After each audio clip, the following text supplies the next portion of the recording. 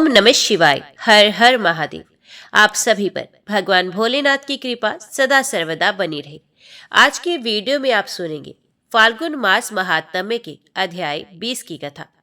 मार्कंडे जी ने नंदिकेश्वर जी से पूछा, हे भगवान, पांडे देश के राजा वज्रांगन ने किस प्रकार भगवान अरुणाचल का व्यतिक्रम किया और फिर उन्हीं की भक्ति से वे किस प्रकार वैभव को प्राप्त हुए।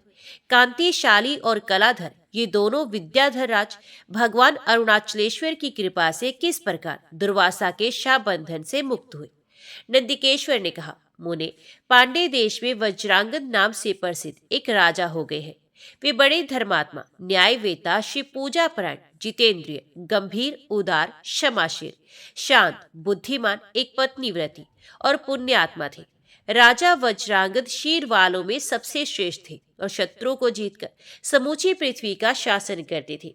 एक दिन घोड़े पर सवार हो वे शिकार खेलने के लिए निकले और अरुणाचल तक के दुर्गम वन में गए। उन्होंने वहां किसी कस्तूरी मृग को देखा। उसके शरीर से सब और बहुत सुगंध फैल रही थी।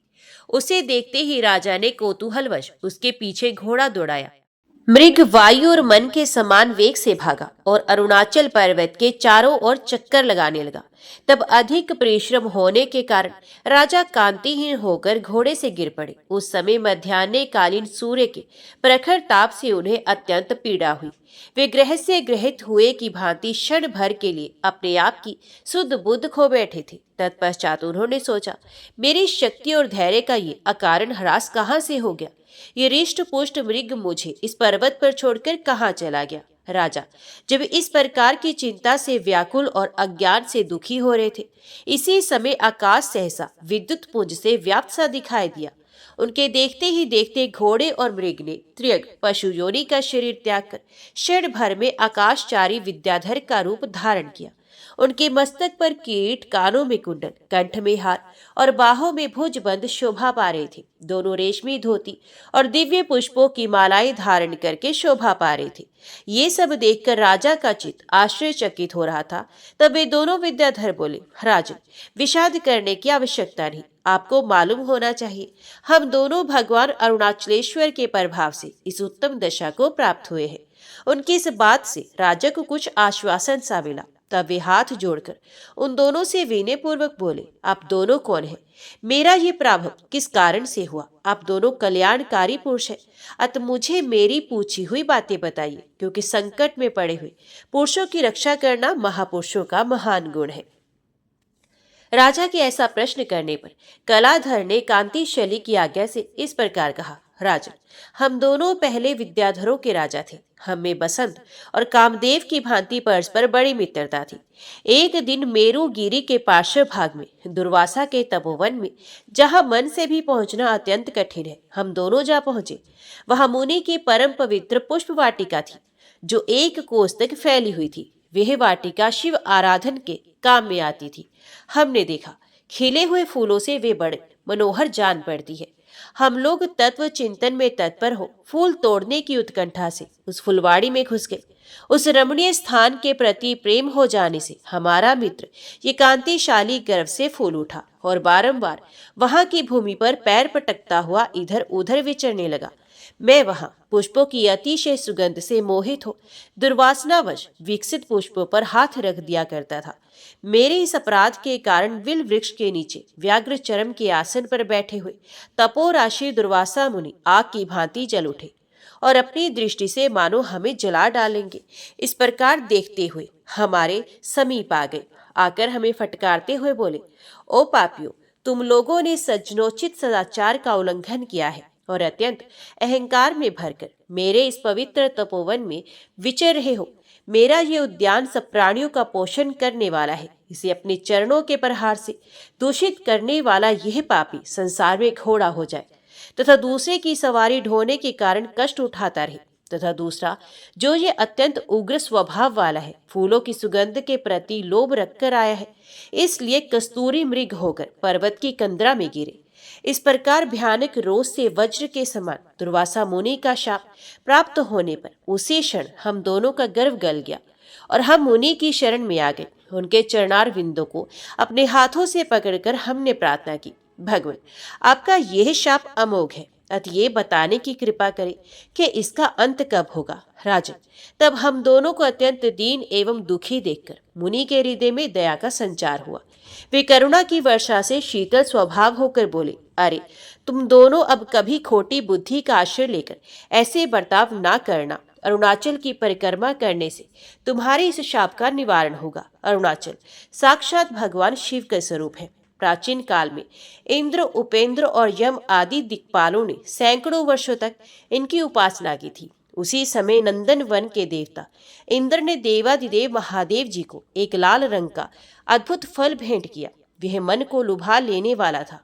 उसे देखकर गणेश और कार्तिकेय दोनों भाई अपने बालक स्वभाव के कारण कौतूहलवश उसकी ओर आकृष्ट हो गए और अपने पिता भगवान शंकर से वे फल मांगने लगे। तब भगवान शिव ने वे फल अपनी मुट्ठी में छिपा लिया और उसकी अभिलाषा रखने वाले दोनों कुमारों से इस प्रकार कहा, पुत्रों, तुम दोनों में से जो भी लोकालोक पर्वत से घिरी हुई इस समूची पृथ्वी की परिक्रमा करने में समर्थ हो, उसे ही ये फल दूंगा।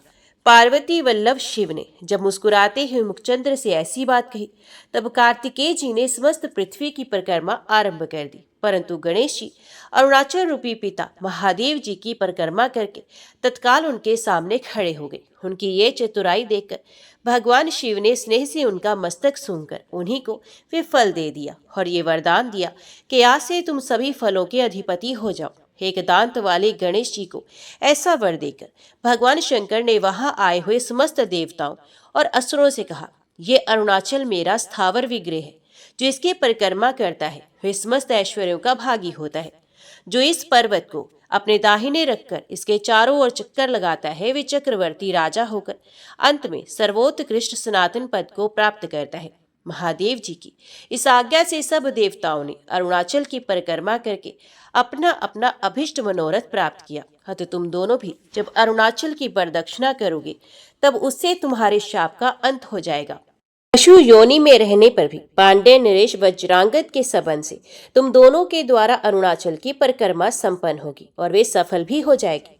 कलाधर ने कहा, राजन, तदंतर मेरा मित्र कांतिशाली काम्बोज देश में घोड़ा हुआ और आपकी सवारी में आया। मैं भी कस्तूरी मृग होकर अपने ही शरीर से उत्पन्न सुगंध के मद से उन्मत्त हो इस अरुणाचल पर विचरने लगा। धर्मात्मन, आपने मृग्या के बहाने इस समय यहाँ आकर हम दोनों से अरुणाचल नाथ की परिक्रमा करवा दी। आपने सवारी पर चढ़कर ये परिक्रमा की है। इस दोष से आपकी ऐसी शोचनीय दशा हुई है। हम दोनों ने पैदल चलने के पुण्य से अपने पूर्व पद को प्राप्त किया। महाराज, आपके ही संबंध से हम इस पशु योनि के बंधन से छूटकर अपने धाम को प्राप्त हुए हैं, इसलिए आपका सदा ही कल्याण हो। यों कहकर कलाधर अपने मित्र कांतिशाली के साथ जब अपने धाम को जाने लगा, तब राजा ने हाथ जोड़कर कहा, आप दोनों तो अरुणाचल रूपी भगवान शंकर के प्रभाव से शाप रूपी समुद्र के पार हो पुण्य अपने पद को प्राप्त हो गए। परंतु मेरा चित्त भ्रांत सा हो रहा है। मेरे नेत्र अंधे हो गए हैं और ऐसा जान पड़ता है मानो मेरे प्राण निकले जा रहे हैं। अतः ऐसा होने में देव बल का ही उत्कर्ष सूचित होता है। कलाधर ने कहा, राजन, मैं तुमसे तुम्हारे हित के लिए भी जो कहता हूँ उसे निश्चिंत तथा एकाग्रचित होकर सुनो। संसार की सृष्टि, पालन और संहार करने वाले भगवान महेश्वर के स्वरूपभूत अरुणाचल नाथ करुणा के सागर है। तुम इन्हीं में अपना मन लगाओ। तुम भी पैदल होकर भगवान अरुणाचल की परिक्रमा करो। इन्हें कस्तूरी की गंध बहुत प्रिय है, इसलिए कस्तूरी के चंदन और कचनार के फूलों से तुम इनकी पूजा करो। प्रभु, तुम्हारे पास जितनी संपत्ति है वे सब भगवान अरुणाचल के मंदिर, गोपुर, चार दीवारी तथा आंगन का चौक आदि बनवाने के लिए दे डालो। ऐसा करने से शीघ्र ही तुम्हें बहुत बड़ी सिद्धि प्राप्त होगी। मनु, मांधाता, नाभाग तथा भगीरथ से भी उत्कृष्ट पद तुम्हें प्राप्त होगा।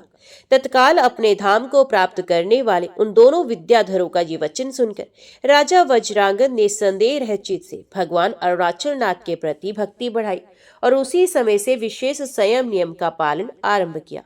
मार्कंडेय जी ने पूछा, भगवान, पांडे नरेश वज्रांगद ने किस प्रकार महादेव जी का पूजन किया और देव अरुणाचल नाथ ने कैसे उन पर अनुग्रह किया? नंदिकेश्वर बोले, मुनि, राजा वज्रांगद ने अपने नगर को लौटने की इच्छा त्याग कर उन्हीं भगवान अरुणाचल नाथ के चरणों के समीप रहना पसंद किया। तदंतर रथ, हाथी, घोड़े और पैदल से भरी हुई उनकी विशाल चतुरंगनी सेना घोड़े के मार्ग का अनुसरण करती हुई वहां आ पहुंची। पुरोहित, मंत्री, सामंत, सेनापति तथा सुहर्दों ने धैर्य सिंधु महाराज वज्रांगन का उस अवस्था में दर्शन किया। तब वहां आई हुई सेना को राजा ने आदर पूर्वक अरुणाचल क्षेत्र के बाहर ही ठहराया और भक्ति युक्त होकर अपने संपूर्ण कोश तथा समृद्धिशाली देशों को भगवान अरुणाचल नाथ की पूजा के लिए संकल्प कर दिया। उन्होंने गौतम जी के आश्रम के निकट अपने लिए एक तपोवन बनाया और पुरोहित के कथन अनुसार मंत्री सहित वे भगवान शिव की पूजा में तत्पर हो गए। अपने पद पर उन्होंने राजकुमार रत्नांगद को बैठा दिया और उसके भेजे हुए धन से भी भगवान अरुणाचल नाथ को ही तृप्त किया। राजा ने अरुणाचल के चारों ओर जल से भरे हुए जलाशय खुदवाए और ब्राह्मणों को बहुत से दान दिए। अग्नि स्तंभ रूपी अरुणाचल नाथ के तेज से यद्यपि वह देश मरुभूमि की भांति निर्जल सा हो गया था, तथापि वहां राजा वज्रांगद ने सैकड़ों बावलियों का निर्माण कराया। उस समय लोपामुद्रा के साथ आए हुए महर्षि अगस्त्य ने अरुणाचलेश्वर की पूजा में लगे हुए राजा का अभिनंदन किया। प्रतिदिन नए तीर्थ नामक सरोवर में स्नान करके वे पाप नाशक श्री प्रवालेश्वर का पूजन करते थे। समस्त दुर्गम पीड़ाओं का निवारण करने वाली महिषासुर मर्दिनी भगवती दुर्गा की आराधना भी उनके द्वारा प्रतिदिन होती रहती थी। ब्रह्मा और भगवान विष्णु की प्रार्थना से लिंग रूप में प्रकट हुए आदिदेव भगवान शिव की वे प्रतिक्षण नाना प्रकार की सेवा पूजा करते थे। प्रतिदिन सवेरे उठते और स्नान करके पंचाक्षर मंत्र का जप करते हुए अरुणाचल नाथ की 3 बार परिक्रमा करते थे। कार्तिक की पूर्णिमा आने पर राजा ने पार्वती वल्लभ शिव ने महादीप उत्सव का आयोजन किया, जो तीनों लोकों में पूजित एवं प्रशंसित है। कस्तूरी, कलहार, पुष्प, कर्पूर और जल से भरे हुए 1000 स्वर्ण कलशों से उन्होंने भगवान त्रिलोचन का अभिषेक किया। प्रत्येक मास में राजा ध्वज आरोपण पूर्वक तीर्थ उत्सव आदि का प्रबंध करते तथा रथ पर भगवान की सवारी निकालते थे। उस समय रथ आरोहण का बड़ा भारी उत्सव मनाया जाता था। यह उत्सव तीनों लोकों में विशेष सम्मानित है। महामना राजा वज्रांगन ने 3 योजन तक फैले हुए अरुणाचल की प्रदक्षिणा भी की। उस समय वे हे अरुणाचल नाथ, हे करुणा सागर, हे अरुण अम्बा के प्राणनाथ, इस प्रकार पुकारते हुए बार बार भगवान की स्तुति करते थे। भांति भांति के द्रव्यों से भगवान के अंगों में आलेपन करके पंचामृत आदि के द्वारा उनका अभिषेक करते तथा कपूर का चूर्ण मिलाने से उज्जवल प्रतीत होने वाले कस्तूरी के चंदन से भगवान की पूजा करते थे। एक लिंग स्वरूप अरुणाचल नाथ की पीठ से लेकर संपूर्ण अंगों तक वे कस्तूरी और कलहार पुष्पों से भलीभांति अर्चना करते थे। इस प्रकार 3 वर्षों तक निरंतर सेवा करने से संतुष्ट होकर अरुणाचल नाथ ने राजा को प्रत्यक्ष दर्शन दिया। वे हिमालय के समान श्वेत विश्वराज की पीठ पर चढ़कर अपने पीछे बैठी हुई देवी पार्वती से सटे हुए थे। वशिष्ठ आदि ब्रह्म ऋषि, नारद आदि महर्षि तथा निकुंभ कुंभ आदि गण उनकी जय जयकार एवं स्तुति कर रहे थे। कमल के समान विकसित एवं विशाल नेत्रों के कटाक्षपात मानो करुणा सिंधु की उठती हुई तरंग थे। उनके द्वारा भगवान शिव संपूर्ण जगत की मलिनता का निवारण सा कर रहे थे। इस प्रकार देवादिदेव महादेव को उपस्थित देखकर महाराज वज्रांगद को बड़ा हर्ष हुआ। उन्होंने भगवान को साष्टांग प्रणाम किया और मस्तक पर अंजलि बांधकर कहा, देवेश, मैंने जो मोहवश आपके समीप सवारी पर बैठकर विचरण किया है, उस मेरे एकमात्र अपराध को आप क्षमा करें। इस प्रकार अत्यंत दीन भाव से बोलने वाले राजा से करुणा निधान जगदीश्वर भगवान अरुणाचलेश्वर ने कहा, वत्स, भय न करो, तुम्हारा कल्याण हो। मेरी 8 मूर्तियां हैं, वे सब संपूर्ण जीवों के कल्याण के लिए कल्पित हुई हैं। पूर्व काल में तुम इंद्र थे और अहंकारवश तुमने कैलाश शिखर पर बैठे हुए मेरा अपमान किया। तब मैंने उसी समय तुम्हें स्तंभित करके जड़वत बना दिया। तुम्हारा सारा अभिमान और पाप भार क्षण भर में गल गया और तुम लज्जित होकर मेरे समीप बैठ गए। उस समय मैंने तुम्हें समस्त ऐश्वर्यों के कारणभूत शिव ज्ञान का उपदेश किया और ये आज्ञा दी कि तुम पृथ्वी पर जन्म ले राजा वज्रांगद होकर मेरी कृपा प्राप्त करोगे। इस समय तुम्हारी की हुई दिन रात की सेवाओं से मैं तुम पर बहुत प्रसन्न हूँ। अतः तुम्हें ये ज्ञान देता हूँ, सुनो। आकाश, वायु, अग्नि, जल, पृथ्वी, सूर्य, चंद्रमा और पुरुष, इन मेरी 8 मूर्तियों से व्याप्त होकर संपूर्ण चराचर जगत प्रकाशित होता है। मैं इन सब तत्वों से परे शिव हूँ, मुझसे भिन्न दूसरी कोई वस्तु नहीं। मेरे स्वरूप भूत चिदानंद समुद्र से उठी हुई कुछ लहरें ब्रह्मा, विष्णु, रुद्र और इंद्र आदि संपूर्ण देवताओं को आनंद से परिपूर्ण करती है। मैं समस्त संसार का स्वामी हूँ। ये गौरी देवी मेरी महाशक्ति माया है। इन्हीं के द्वारा संपूर्ण विश्व सदा आच्छादित होता है और विस्तार को प्राप्त होता है। इन महाशक्ति के द्वारा सदा सृष्टि, रक्षा और संहार रूप लीला विलासों से अत्यंत विचित्र रूप से प्रस्तुत किए हुए इस जगत को मैं स्वेच्छा से देखता रहता हूँ। तुम अपने आप को मेरी महिमा से उसी प्रकार अभिन्न देखो जैसे समुद्र की तरंग उससे भिन्न नहीं होती। ऐसी दृष्टि हो जाने पर ये सारी पृथ्वी तुम्हें मेरे ही रूप से सुशोभित दिखाई देगी और उस पर मेरी कृपा से प्रभुत्व प्राप्त करके तुम उत्तम भोगों का सुख से उपभोग करोगे। इसके बाद तुम्हें पुण्य इंद्र रूप से दिव्य सुखदायी भोग दीर्घ काल के लिए प्राप्त होंगे। तदंतर तुम मुझसे एक रूपता एवं विशुद्ध चिन्मयता प्राप्त करोगे। यो कहकर भगवान शंकर अंतर ध्यान हो गए और पुण्यात्मा राजा भगवान अरुणाचल नाथ की आराधना करते हुए ही समस्त भोगों को प्राप्त किया। मुने, इस प्रकार तुमसे शिव भक्त की उन्नति का वृतांत, अरुणाचल की प्रदक्षिणा का फल तथा सदाचार का अक्षय परिणाम बताया गया। अरुणाचल से बढ़कर दूसरा क्षेत्र नहीं, अरुणाचलेश्वर से बढ़कर कोई और देवता नहीं तथा उनकी परिक्रमा से अधिक तीनों लोकों में दूसरा कोई तप नहीं। नंदिकेश्वर से ऐसा कहने पर मार्कंडे जी के संपूर्ण अंगों में रोमांच हो आया और वे बार बार नेत्रों से आनंद अश्रु की वर्षा करते हुए अमृत के महासागर में निमग्न हो गए। एक समय कथा कहने के लिए रोमहर्षण पुत्र उग्रश्रवा मुनि आए, जो व्यास जी के परम बुद्धिमान शिष्य थे। वहां आने पर मुनियों ने उनका भली भांति स्वागत सत्कार किया। तत्पश्चात पौराणिकों में श्रेष्ठ सूत जी ने उनसे सकंद नामक दिव्य पुराण की कथा कही। सृष्टि, संहार, वंश परिचय, विभिन्न वंशों में उत्पन्न महापुरुषों के चरित्र तथा मनवंतरों की कथा का उन्होंने विस्तार पूर्वक वर्णन किया। तीर्थों के महात्म्य की बहुत सी कथाएं सुनकर उन मुनिवरों ने अपनी इंद्रियों को वश में रखने वाले सूत जी से कथा श्रवण की अभिलाषा मन में रखकर इस प्रकार कहा। ऋषि बोले, रोमहर्षण कुमार सूत जी, आप सर्वज्ञ हैं, पौराणिक विषयों का वर्णन करने में कुशल है। अतः हम लोग आपके मुख से भूतल के मुख्य मुख्य पर्वतों का महात्म्य सुनना चाहते हैं। सूत जी ने कहा, महर्षियों, पूर्व काल में मैंने यही प्रश्न गंगा जी के तट पर बैठे हुए मुनि श्रेष्ठ व्यास जी से पूछा था। उसके उत्तर में मेरे सर्वोत्तम गुरु व्यास जी ने इस प्रकार कहा। सूत, प्राचीन युग की बात है। एक दिन मुनि श्रेष्ठ नारद नाना प्रकार के रत्नों से सुशोभित सुमेरु पर्वत के शिखर पर गए और उसके मध्य भाग में ब्रह्मा जी का अत्यंत प्रकाशमान दिव्य एवं विस्तृत भवन दिखा। उसके उत्तर प्रदेश में पीपल का एक उत्तम वृक्ष था, जिसकी ऊंचाई 1000 योजन की और विस्तार दुगुना था। उस पीपल के मूल भाग के समीप अनेक प्रकार के रत्नों से युक्त दिव्य मंडप बना हुआ था, जिसमें वैदूर्य, मोती और मणियों के द्वारा स्वस्तिक ग्रह बनाए गए थे। वे दिव्य मंडप नूतन रत्नों से चिन्हित तथा दिव्य तोरणों से सुशोभित था। उसका मुख्य द्वार पुष्पराग मणि का बना हुआ था, जिसका गोपुर 7 मंजिल का था। चमकते हुए हीरों से बनाए गए 2 किवाड़ उस द्वार की शोभा बढ़ा रहे थे। उस मंडप के भीतर प्रवेश करके नारद जी ने देखा, दिव्य मोतियों का एक मंडप है, उसमें वैदूर्य मणि की वेदी बनी हुई है। महामुनि नारद उस ऊंचे मंडप के ऊपर चढ़ गए। वहां उक्त मंडप के मध्य भाग में एक बहुत ऊंचा सिंहासन था, जिसकी कहीं तुलना नहीं थी। उस मध्य भाग में सहस्त्र दलों से सुशोभित दिव्य कमल था, जिसका रंग सफेद था। उसकी प्रभा सहस्रों चंद्रमाओं के समान थी।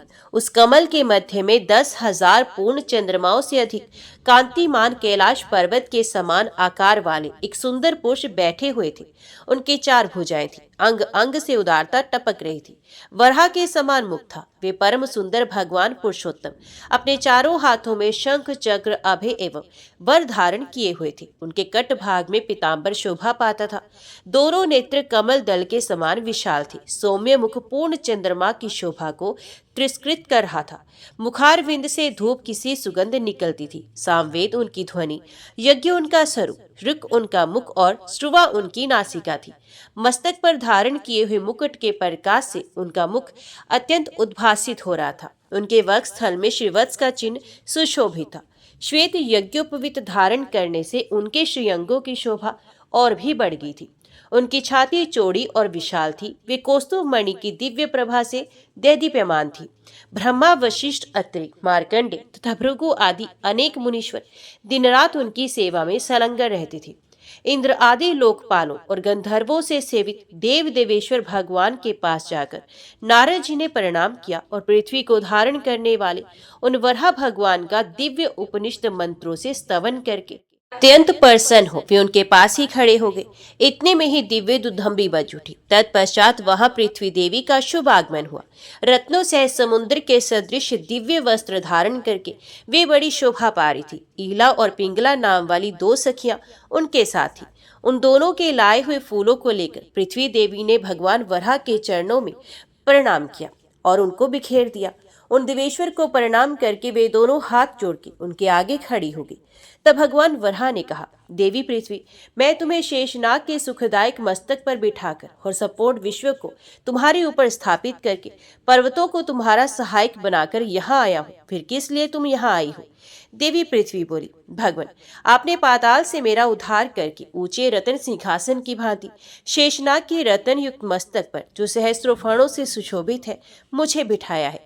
इस प्रकार मुझे भली भांति स्थिर करके मुझ धारण करने में समर्थ पुण्य में पर्वतों को भी मेरे ऊपर स्थापित किया है, जो आपके ही स्वरूप है। महाबाहु पुरुषोत्तम, उन पर्वतों में से जो मेरे आधारभूत मुख्य मुख्य पर्वत है, उनका मुझे परिचय दीजिए। श्री भगवान वराह ने कहा, सुमेरु, हिमवान, विंध्याचल, मंदराचल, गंधमादन, शालिग्राम, चित्रकूट, माल्यवान, पर्यात्रक, महेंद्र, मल्य, सह्य, सिंहाचल, रैवत तथा मेरुपुत्र अंजन, जो बड़ा भारी स्वर्ण में पर्वत है। वसुंधरे, ये सभी पर्वत तुम्हारे आधार है।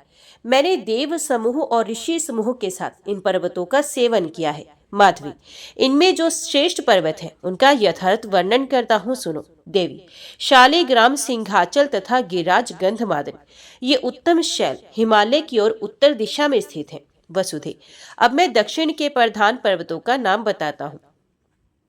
अरुणाचल, हस्त पर्वत, गिरधाचल और घटिकाचल, ये सभी श्रेष्ठ पर्वत शीर नदी के समीपवर्ती हैं। हसित पर्वत के 5 योजन उत्तर स्वर्णमुखरी नामक उत्तम नदी बहती है। उसी के उत्तर तट पर कमला सरोवर है, जिसके किनारे शुकदेव जी को वर देने वाले तथा भक्तों की पीड़ाओं का नाश करने वाले भगवान श्री कृष्ण बलभद्र जी के साथ निवास करते हैं। शुद्ध चित्त वाले वानप्रस्थ मुनि सदा उनकी आराधना करते हैं। कमला सरोवर से उत्तर 2 कोस की दूरी पर कल्प वृक्षों से सुशोभित श्रेष्ठ वन में श्री वेकटांचल नामक प्रसिद्ध पर्वत है, जो भगवान विष्णु का महान आश्रय है। वे शैल राज 1 योजन ऊंचा और 7 योजन चौड़ा है। वे समूचा पर्वत स्वर्ण में है।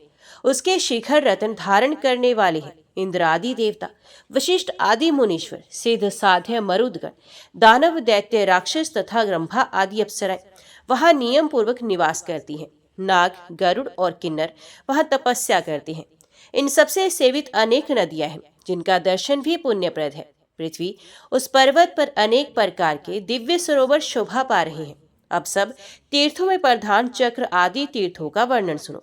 चक्र तीर्थ, देव तीर्थ, आकाश गंगा, कुमार अधिकार तीर्थ, पापनाशक तीर्थ, पांडव तीर्थ तथा स्वामी पुष्करणी तीर्थ, ये 7 तीर्थ उस उत्तम वेकटांचल पर सर्वश्रेष्ठ माने गए हैं। इन 7 में भी सबसे श्रेष्ठ कल्याण में स्वामी पुष्करणी है।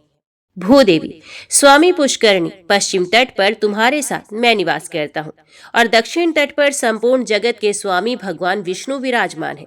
समुद्र वसना पृथ्वी, वे स्वामी पुष्करणी गंगा आदि संपूर्ण तीर्थों के समान है। तीनों लोकों में जो तीर्थ, सरोवर और नदियां हैं, उन सबका आधिपत्य स्वामी पुष्करणी तीर्थ को प्राप्त है। उस परम पवित्र स्वामी पुष्करणी तीर्थ का सेवन करने के लिए दिव्य गिरि वेकटांचल पर संपूर्ण तीर्थ निवास करते हैं। उनमें भी 6 सबसे प्रधान है। अब मैं तुम्हें नारायण गिरि का महात्म्य बताता हूँ, ध्यान देकर सुनो।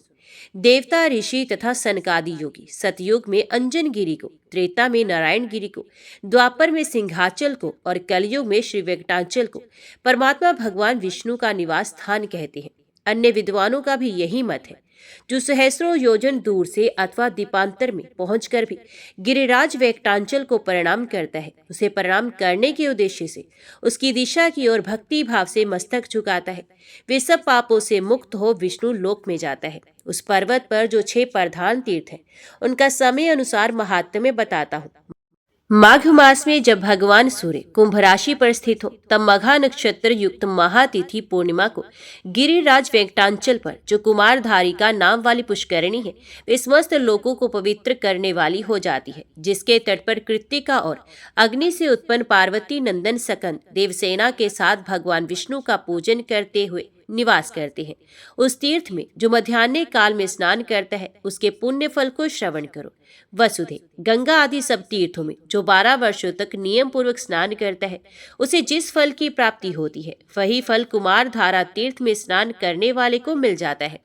जो उस तीर्थ में यथाशक्ति दक्षिणा के साथ अन्नदान करता है, उसे भी उतना ही फल मिलता है जितना स्नान के लिए बताया गया। वसुंधरे, जमीन राशि के सूर्य हो, तब उत्तर फाल्गुनी नक्षत्र से युक्त पूर्णिमा तिथि को चौथे पहर में पर्वत की गुफा के भीतर तुम्ब तीर्थ में जो मनुष्य स्नान करता है, वे पुण्य गर्भ में नहीं आता।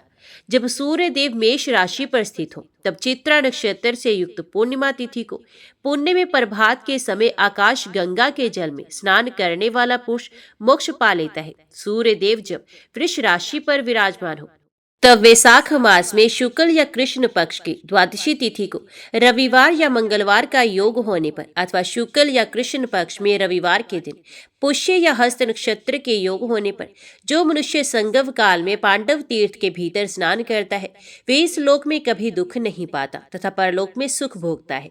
शुक्ल अथवा कृष्ण पक्ष में रविवार के साथ जो सप्तमी तिथि आती है, उसमें यदि पुष्य नक्षत्र अथवा हस्त नक्षत्र का योग हो, तब गिरिराज वेंकटांचल के शिखर पर वर्तमान पाप नाशन नामक तीर्थ में जो स्नान करता है, वे श्रेष्ठ मनुष्य कोटि जन्म उपार्जित पापों से मुक्त हो जाता है। भूदेवी, अब तुम एक रहस्य की बात सुनो। अनंत नामक महापर्वत पर मेरे दिव्य मंदिर के वाव्य कोण में शिखर पर स्थित गुफा में देव तीर्थ नाम से प्रसिद्ध एक परम सुंदर सरोवर है। उसमें पुष्य नक्षत्र युक्त बृहस्पतिवार को अथवा व्यतिपात योग में अथवा श्रवण नक्षत्र युक्त सोमवार को जो स्नान करता है, उसके पुण्य फल का वर्णन सुनो। इस लोक में जान पूछकर या अनजाने में किए हुए जो कोई भी पाप है, वे सब अत्यंत पावन देव तीर्थ में गोता लगाते ही नष्ट हो जाते हैं।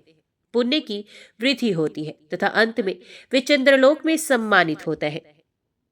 यह सब सुनकर पृथ्वी देवी ने भगवान वराह की इस प्रकार स्तुति की। देव देवेश्वर वराहमुख अच्युत, आपको नमस्कार है। महाबाहो, आपकी श्वेत कांति क्षीरसागर के समान है, आपको नमस्कार है। देव, आपकी सहस्रों भुजाएं हैं, आपके कल्प के आदि में एक आर्णव के जल से मेरा उद्धार किया है, तभी मैं संपूर्ण जगत को धारण करती हूँ। प्रभु, आप अनेक दिव्याभूषणों से विभूषित तथा यज्ञ सूत्र से सुशोभित है, लाल लाल वस्त्र धारण करते हैं और दिव्य रत्नों से अलंकृत होते हैं। आपके चरणार विंद प्रातः काल उदय होने पर सूर्य नारायण के समान अरुण कांति वाले हैं, आपको बारंबार नमस्कार है। आपके दाढ़ों का अग्रभाग बाल चंद्रमा के समान शोभा पाता है। आपका बल और पराक्रम महान है। आपके श्रीअंगों में दिव्य चंदन का आलेप लगा हुआ है और कानों में तपाए हुए स्वर्ण के कुंडल झिलमिला रहे हैं। आप इंद्र नीलमणि से प्रकाशमान स्वर्ण में बाजूबंद से विभूषित है। महाबल, आपने अपनी दाढ़ों के अग्रभाग से हिरण्याक्ष नामक दैत्य का वक्षस्थल चीर डाला है। आपके नेत्र खिले हुए कमल पुष्प के समान परम सुंदर है। आप अपने मुख से सामवेद के मंत्रों का गान करते समय मेरे मन को मोह लेते हैं। विशाल लोचन ब्रह्मा जी और भगवान शिव आपके चरणों की वंदना करते हैं। आपका श्री विग्रह सर्वविद्या में है, आप शब्दों की पहुंच से परे है, आपको बारंबार नमस्कार है। आनंद विग्रह अनंत काल काल आपको नमस्कार है। इस प्रकार स्तुति करके पृथ्वी देवी ने भगवान के चरणों में प्रणाम किया। ये देखकर भगवान वराह देव के नेत्र हर्ष से खिल गए। उन्होंने पृथ्वी देवी को साथ लेकर गरुड़ पर आरूढ़ हो वहां से वेंकटगिरी को प्रस्थान किया। नारद आदि मुनीश्वरों से प्रशंसित होकर पृथ्वीपति भगवान वराह स्वामी पुष्करणी के लोक पूजित पश्चिम तट पर निवास करते हैं। वहां अनेकानेक मुनीश्वर महाभाग वेखानस तथा ब्रह्मा जी के तुल्य महात्मा पुरुष वराह मुख भगवान विष्णु की आराधना में संलग्न रहते हैं। सूत, जो मनुष्य हम दोनों के इस धर्म में पावन संवाद को सुनता अथवा देवता और ब्राह्मणों के आगे पढ़ता है, वे प्रतिष्ठा को प्राप्त होता है तथा जितने लोग सुनते हैं उन सभी को अभिष्ट वस्तु की प्राप्ति होती है। मुनीश्वरों, भगवान व्यास ने ये महात्म्य मुझसे कहा है और मैंने जैसा सुना वैसा ही आप लोगों के सामने वर्णन किया है। ऋषियों ने कहा, सूत जी, पृथ्वी के साथ भगवान वराह जब चले गए तब वहां उन्होंने पृथ्वी से क्या कहा? महामते, वे इस प्रसंग हमें सुनाइए। सूत जी बोले, मुनियो, आप सब लोग पूर्व काल की पुण्यमी कथा श्रवण कीजिए। पहले वैवस्वत मनवंतर के परम पवित्र सतयुग में वराह रूपधारी पृथ्वीपति देवेश्वर भगवान विष्णु नारायण गिरी पर निवास करते थे। उस समय पृथ्वी देवी अपनी सखियों के साथ उनकी सेवा में उपस्थित हुई और उनके चरणों में प्रणाम करके उन्होंने भगवान के सामने ये प्रश्न उपस्थित किया, देवेश, आप किस मंत्र से आराधना करने पर प्रसन्न होंगे? जो मंत्र आपको सदा ही प्रिय है और नियम पूर्वक रहने वाले मनुष्यों को आपके परम धाम की प्राप्ति करा देता है, उसका मुझे उपदेश कीजिए। भूदेवी के इस प्रकार प्रश्न करने पर भगवान वराह ने प्रेम से मुस्कुराते हुए कहा, देवी सुनो, ये परम गोपनीय मंत्र है। इसे कभी अनअधिकारी के सामने प्रकाश में नहीं लाना चाहिए। जो सेवा करने वाला भक्त तथा मन और इंद्रियों को वश में रखने वाला हो, उसी को इस मंत्र का उपदेश करना चाहिए। मुमुक्षु पुरुषों को इस मंत्र का सदैव जप करना चाहिए। भूदेवी, ये मंत्र सब सिद्धियों को देने वाला है। इस मंत्र के संघर्षण ऋषि है और मैं ही देवता कहा गया। इसका छंद पंक्ति है, श्री बीज है। सदगुरु से इस मंत्र की दीक्षा लेकर इसका 4 लाख जप करना चाहिए और घी तथा मधु मिलाए हुए खीर का हवन करना चाहिए। अब मैं अपने स्वरूप का ध्यान बतला रहा हूँ, जो अंतकरण को शुद्ध करने वाला है। समुद्र वसने मेरे अंगों की कांति शुद्ध स्फटिक गिरी के समान श्वेत है। खिले हुए लाल कमल दलों के समान सुंदर नेत्र है। वरा के समान मुख है। स्वरूप सौम्य है। 4 भुजाएं हैं। मस्तक पर किरीट शोभा पाता है। वक्षस्थल में श्रीवत्स का चिन्ह है। हाथों में चक्र, शंख, अभेदायिनी मुद्रा और कमल सुशोभित है। मेरी बाईं जांघ पर तुम बैठी हो। मैंने लाल पीले वस्त्र पहनकर लाल रंग के ही आभूषणों से अपने को विभूषित किया है। श्री कश्यप के पृष्ठ के मध्य भाग में शेषनाग की मूर्ति है। उसके ऊपर सहस्त्र दल कमल का आसन है। उस पर मैं विराजमान हूँ।